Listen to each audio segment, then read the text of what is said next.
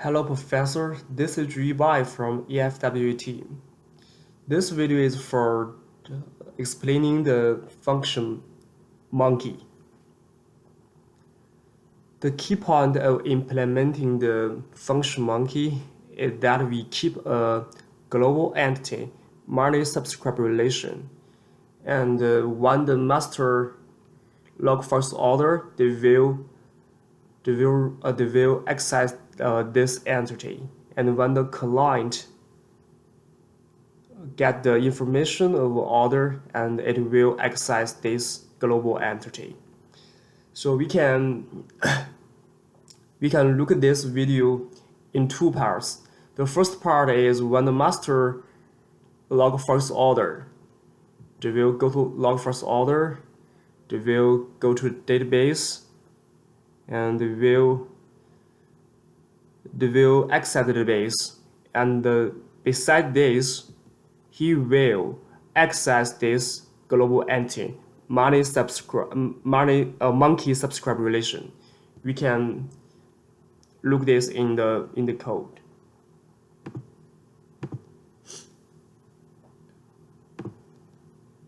So this is a global entity monkey subscribe relation, and they keep two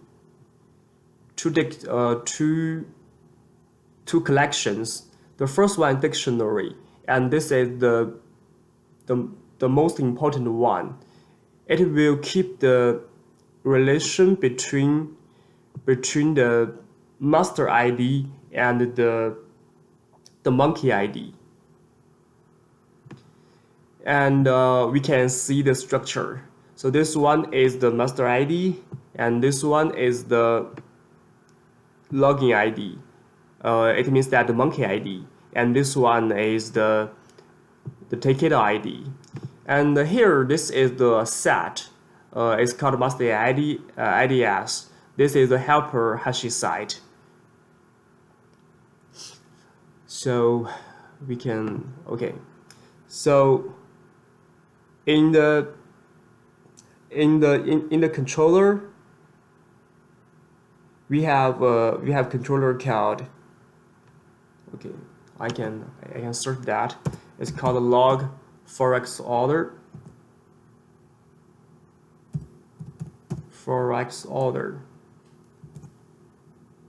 That's here.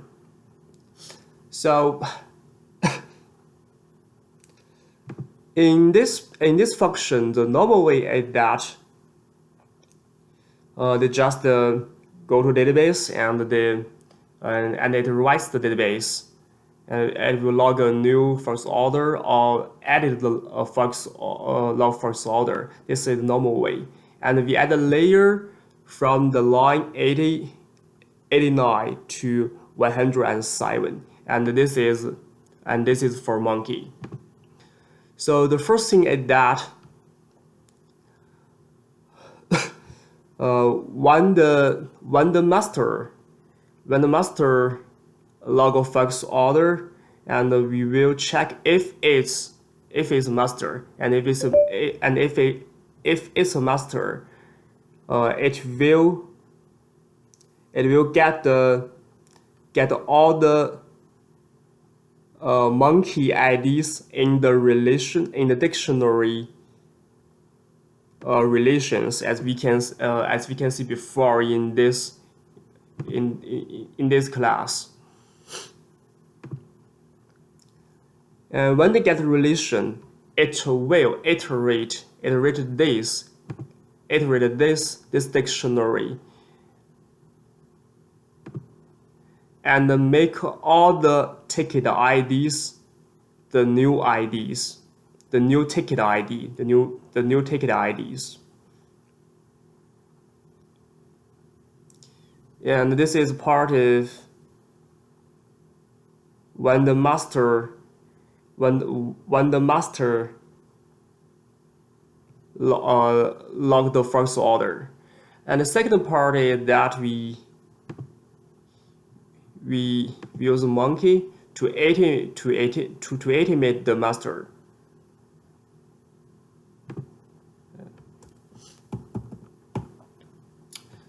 If the monkey wants to eat the master, it will continuously to access this this web API get from monkey. And the first one, it will also read the global entity monkey subscribe relation to get the relation of the between the monkey and the master, and then it will go to database to get the order in detail. So the database will return the order in detail.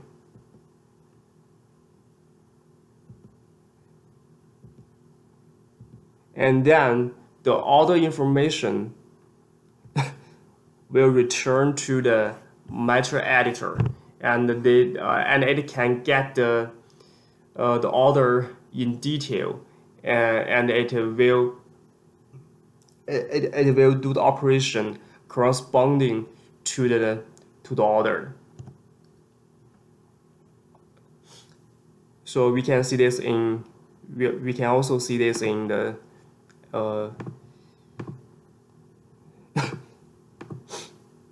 in the code. Okay, so we have a web API called Monkey.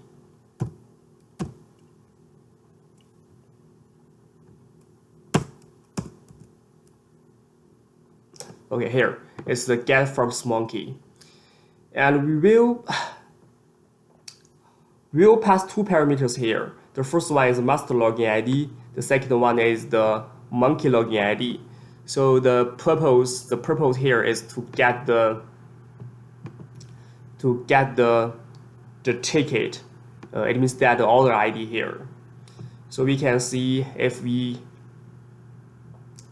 receive these two values here, and it will use these two parameters to get the ticket ID, and then it will use this ticket ID to access the database, and it will return an entity order, and it will return the order to the meta editor.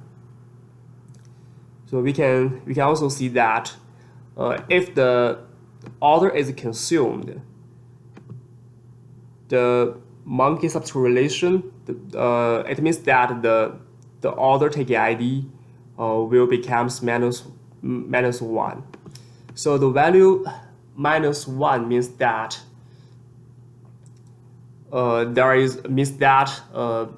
maybe there is no new order ticket, or the new order is consumed. So we give the value is -1. In the layer of database, we write a new stored procedure.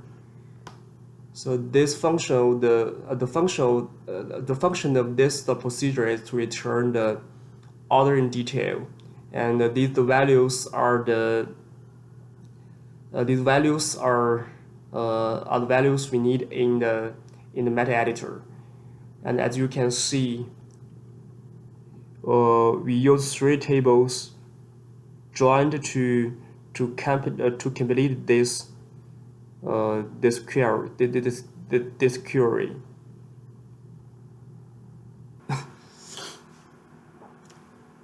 In the layer of the client, it's in the meta editor. So far, the relation between the master and the monkey is one to many. It means that one monkey can only subscribe one master, and one master can be subscribed by many monkeys. And the second one, that when the monkey starts to subscribe the master, it will never stop, and the server will be always running. So there is no exceptions so far. So we also keep a hash map here, and this hash map stores the relation between the monkey order ID and the master order ID. And we suppose that when the monkey subscribes the master, it will request the web API in a busy loop, and he will always ask the server if the master has a new operation, and if it has, the function monkey will return a JSON string, and this JSON string stores all the values of the order, and it will do the same operation of the master. We go back to this hash map. The key of this hash map is the master order ID, and the value of this hash map is the monkey order ID. The procedure is that if the hash map contains the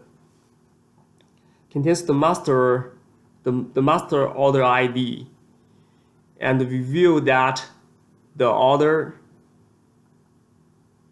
as edit or delete, and if the hash map doesn't contain the master order ID, we contain this order a new order. So we create this order as what the master does, and we add this new order into this hash map.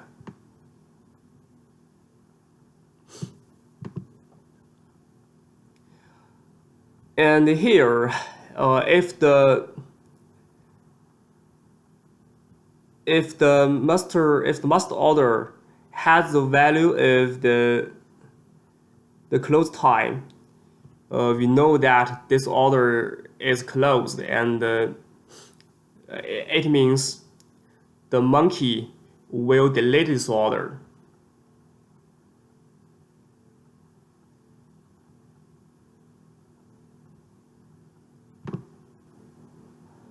Another thing is that we keep a start time here. This start time means that when the monkey starts to iterate the master, and before this time, all the orders the monkey will ignore, and the monkey will only do the order after the start time. Okay, so we can go into the code in detail. So we can see here, this is the order close, and it means it will close this order, and here is order modify, it means add it. And okay, and here is the operation of add a new order. And after this, we'll also keep the hash map storing the relation between the monkey order ID and the master order ID.